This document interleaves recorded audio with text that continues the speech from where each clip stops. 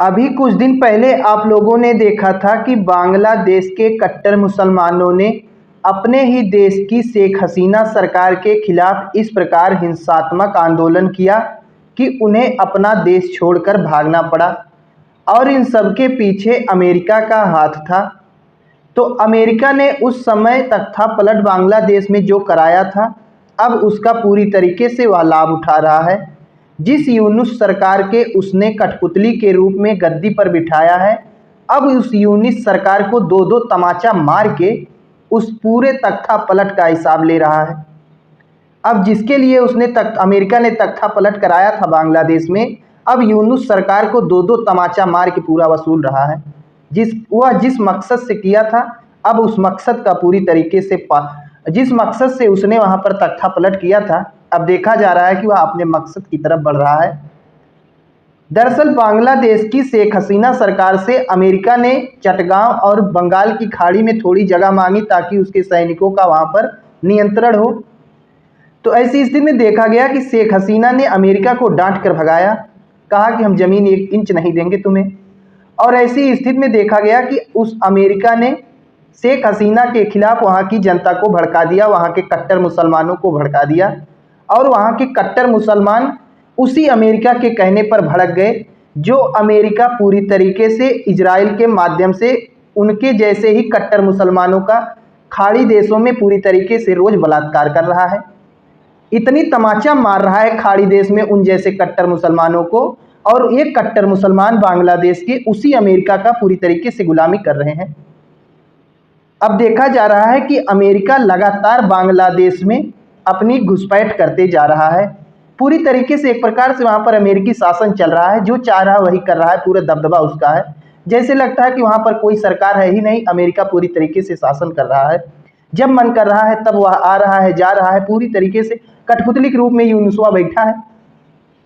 सबसे पहले अगर कट्टर मुसलमान हो, कट्टर देशभक्त हो, तो यूनुसवा दुद्दू तमाचा मार के वहां से भगाओ, नहीं तो पूरी तरीके से बांग्लादेश को कंगाल बना देगा, कठपुतली बनकर रह जाएगा अमेरिका का। और आने वाले समय में वही हाल होगा पूरी तरीके से कटोरा वाला। तो ऐसी स्थिति में इसी से जुड़ी हुई एक खबर सामने आई है, उसके बारे में थोड़ा देख लेते हैं। नॉर्थ ईस्ट न्यूज के अनुसार अमेरिकी सेना के लगभग 120 अधिकारी चटगांव पहुंचे और यहां पर एक होटल में चेक इन किया। यहां पर उनके लिए लगभग 85 कमरे पहले से ही बुक किए गए थे। अमेरिकी सैनिकों के लिए 85 कमरे यूनुस ने तुरंत बुक किए थे पहले से ही। इसके बाद अमेरिका के सैनिकों ने एयरपोर्ट से सटे बांग्लादेश वायुसेना के पतंगा एयरबेस का भी दौरा किया। हालांकि इस दौरान किसी भी अमेरिकी सैनिक का नाम होटल के रजिस्टर में दर्ज नहीं किया गया। पूरी तरीके से इस घटना को छुपाने के लिए दुनिया और बांग्लादेशी नागरिकों से इस घटना को छिपाने के लिए किसी भी सैनिक का नाम होटल के रजिस्टर में दर्ज नहीं किया गया, जिससे संदेह पैदा होता है कि आखिर ऐसा क्यों किया गया, दुनिया और बांग्लादेश के लोगों से कौन सी बात छुपाई जा रही है। तो ऐसी स्थिति में बात यही है कि पूरी तरीके से जो म्यांमार में विद्रोही ग्रुप सक्रिय है, उसे चाइना और अमेरिका अपनी तरफ मिलाने की पूरी कोशिश कर रहे हैं। तो ऐसी स्थिति में हम थोड़ा मैप का प्रयोग करते हैं, अच्छे से समझ में आ जाएगा आप लोगों को।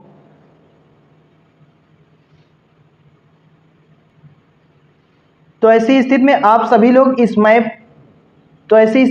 मैप से आपको एकदम क्लियर हो जाएगा कि सत्ता परिवर्तन क्यों हुआ था, वहां पर तख्तापलट क्यों हुआ, अब अमेरिका क्या कर रहा है तख्तापलट करा के। हर एक चीज आपको क्लियर हो जाएगी इस मैप के माध्यम से। अब यहाँ पर आप लोग देख रहे हैं बांग्लादेश है, यहाँ पर है म्यांमार। तो ऐसी स्थिति में म्यांमार में सक्रिय है विद्रोही ग्रुप, जो उसे पूरी तरीके से अमेरिका और चाइना अपनी ओर मिलाना चाहते हैं। अमेरिका सोचता है कि म्यांमार के विद्रोही ग्रुप हमारी तरफ आ जाए, चाइना सोचता है कि हमारी तरफ आ जाए। और यहाँ पर भारतीय सैनिक भी पूरी तरीके से सक्रिय हैं इस समय म्यांमार में भी। भारत की पूरी तरीके से छोटी छोटी बातों पर नजर है। तो ऐसी स्थिति में अमेरिका ने इसी बांग्लादेश के चटगांव और यहाँ बंगाल की खाड़ी में छोटे द्वीप पर अपना अधिकार करने की बात कही थी शेख हसीना से, लेकिन शेख हसीना ने उसे डांट कर भगाया था। तो ऐसी स्थिति में उसी कारण वहां पर उसने तख्तापलट कराया और एक कठपुतली यूनुस सरकार को यहां पर बैठा दिया। अब अमेरिका पूरी तरीके से कोसों दूर अभी तक था, लेकिन अब पूरी तरीके से जब से कठपुतली यहां पर बैठा है यूनुस, तब से पूरी तरीके से पूरे बांग्लादेश पर एक प्रकार से अमेरिका का शासन हो गया। अब इस विद्रोही ग्रुप के एकदम पास में आ गया है अमेरिका। अभी तक अमेरिका कोसों दूर हुआ करता था, तो वहाँ से इतनी ज़्यादा नज़र नहीं रख पाता था म्यांमार की गतिविधियों पर।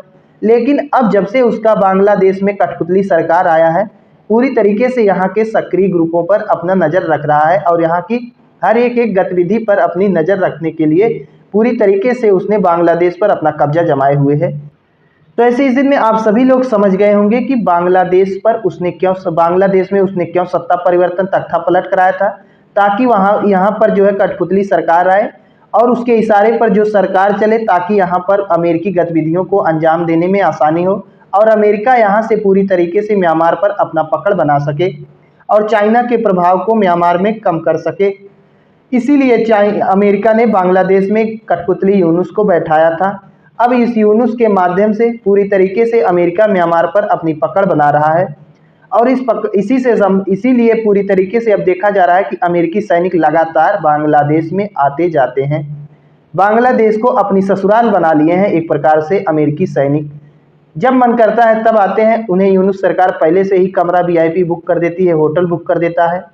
अब पूरी तरीके से ये लोग खुश हैं बांग्लादेश वाले। और खुश काहे हैं? अमेरिका इनके यहाँ आता जाता है और ये वही अमेरिका है जो इन जैसे कट्टर मुसलमानों का रोज डेली इजराइल के माध्यम से फिलिस्तीन में हत्या कर रहा है। कितने फिलिस्तीनी बेचारे मारे जा रहे हैं, उनके खिलाफ ये बांग्लादेशी एक शब्द नहीं बोलेंगे, लेकिन जिसके इशारे पर फिलिस्तीनी लोग मारे जा रहे हैं उसे अपने घर में बिठा रहे हैं, अपने दामाद की तरह इज्जत दे रहे हैं।